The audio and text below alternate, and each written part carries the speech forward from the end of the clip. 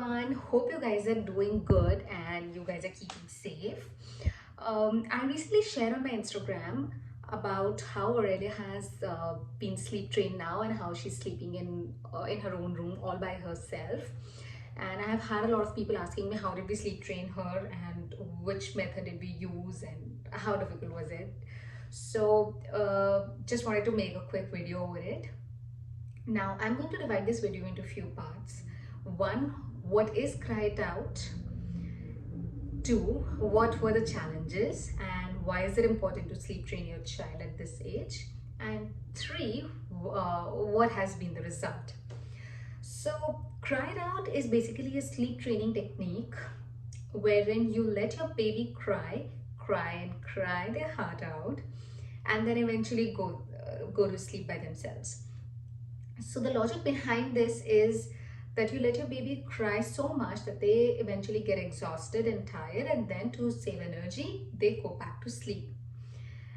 And now there have been different theories with this as well. So there are people who say that you shouldn't let your baby cry for so long because it does create some sort of psychological uh, some sort of psychological disturbance in their brain and all of that. But there's no medical evidence to it. So because there's no evidence, I am not going by it. And this is something that my doctor had suggested. So when we went for a 6-month vaccine, this is what my doctor suggested, that it's time that we start sleep training her, and Cry It Out is one of the best methods. By the time that's what my doctor said, that by the time she turns 1 year, she should be sleeping in her own room all by herself. Now, honestly, this entire thing seemed impossible for us in the beginning. Now, she, for the first 3 months, she was mostly with my parents. So she was being brought up by her grandparents, and how grandparents are. They really pamper the kid, and that's what my parents did. So they would rock her to sleep. They would hold her in their arms, and then they would pat her at her back, and then they would sing lullabies, and then they would put her to sleep. And she got so used to this that this eventually became her sleep routine. Also, they made sure that she was sleeping with them on their bed, so they was co-sleeping. She was co-sleeping with them. But after 3 months, when they left, I knew that I had to break this routine because I could not go ahead with it. So the day they left, I made sure that she slept in her own crib. So eventually it was difficult. So she would wake up every 5 minutes, 10 minutes. She would wake up because she wasn't feeling very comfortably. But then I think after 2 or 3 days, she got used to the fact that this is the place, this is her bed, this is her place, and this is where she needs to sleep. So basically, since the beginning, she knew that her crib is her bed and this is where she has to sleep. So she never co-slept with us. Later, what happened was, but because she was so used to being rocked to sleep, and we had to carry her in our arms and then put her to sleep, that it almost seemed impossible for me to think about a day when she would go back to sleep, and she would go to sleep on her own. But I was mentally strong with this. So how did we do it? Now, let's say for any mother, Cry It Out is one of the most painful methods to follow.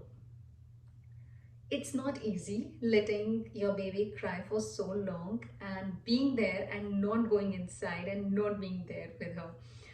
So initially I've had days when I had to stop myself from getting in the room and attending to her.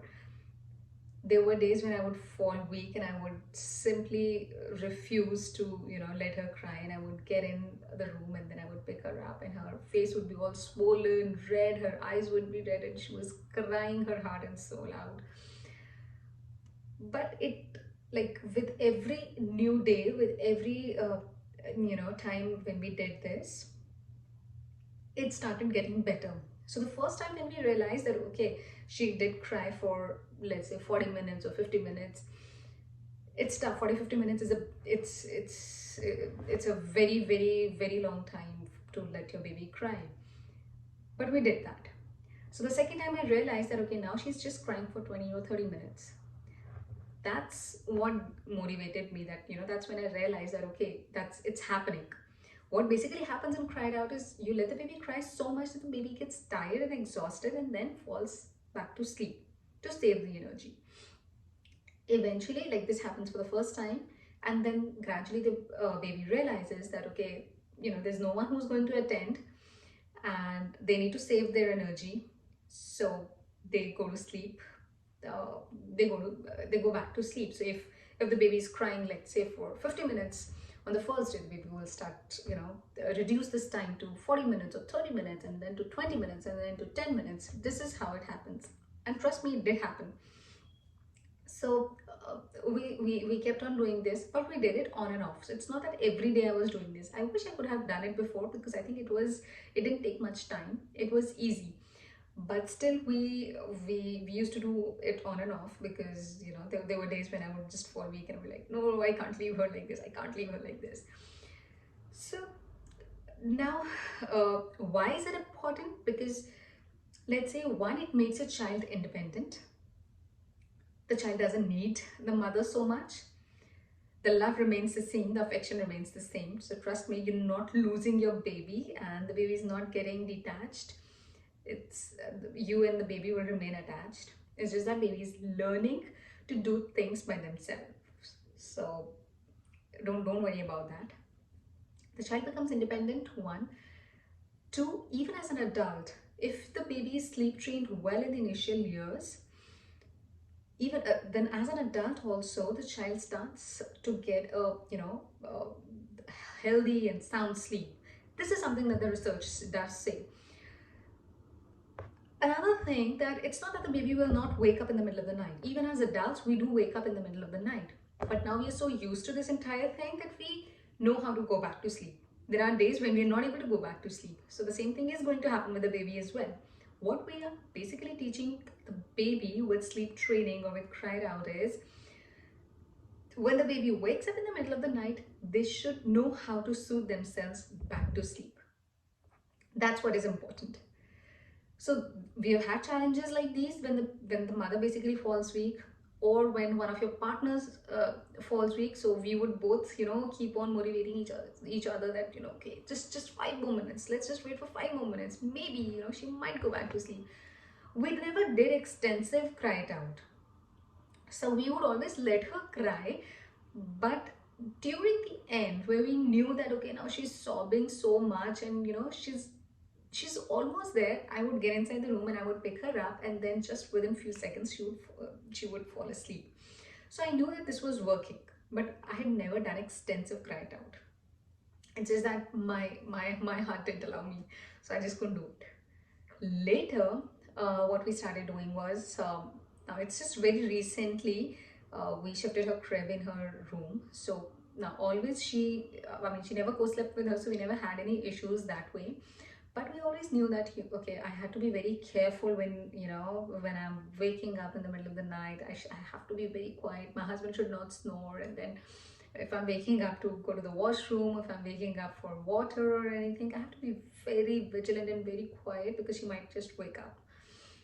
So we decided that we should shift her crib in her own room now. We did that, and very recently we did that. And so we fixed up the baby monitor and everything. Of course, you need that. If you're sleep training your baby to sleep in their own room, you need a baby monitor no matter what. So we did that. We set up everything, and then the first day was tough. I think I did not sleep the entire night. I would wake up in the middle, and then I would check the monitor. But everything was basically fine. So because she was so used to sleeping in that pattern, that she would sleep at 11, and then she would wake up somewhere around 5 or 6 for sometimes for a feed, or maybe she just needed somebody to soothe her, and then she would again go back to sleep. So this entire thing happened, and she didn't need us. Now what we started doing was, like, currently what the situation is, what the result is basically. So I let her play a lot before her naps and before her bedtime.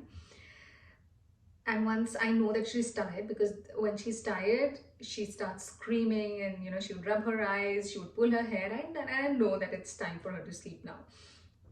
So I would just put her in the crib. I would put the bottle in her mouth, and I would quietly move out of the room. I would switch off the light. So I would hear that she's